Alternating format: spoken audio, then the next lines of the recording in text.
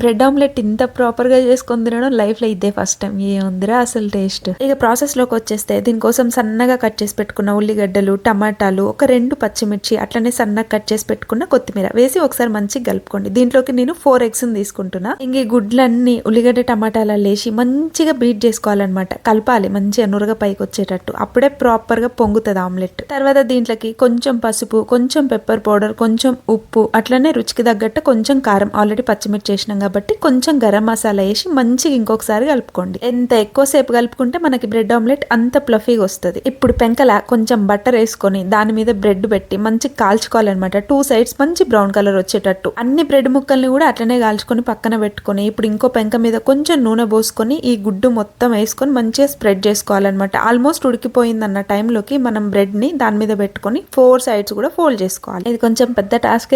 Proper గా 4 మూలలు మడుతా ఉంటాయి. అది ఎందుకు వస్తుంది? అటు దునిగిపోతుంది, ఇటు దునిగిపోతుంది. అటో ఇటో వేసి కొంచెం మంచిగానే మలిసిన అనుకోండి. మామూలుగా రాలేదు కదా. నేను ప్రాసెస్ అంతా మీకు కరెక్ట్ గానే ఎక్స్ప్లెయిన్ చేస్తున్నా కదా. ఎందుకంటే నేను ఒకరు కామెంట్ చేసిండు, చెప్పడం రాకుండా వీడియోలు చేస్తారా బాబు కొంతమంది అని. ఇంకెట్టరా బాబు చెప్పేది ఇంత మంచిగా ఎక్స్ప్లెయిన్ చేస్తుంటే. అసలైన బ్రెడ్ ఆమ్లెట్ అంటే ఇది కదా. ట్రై చేయరి.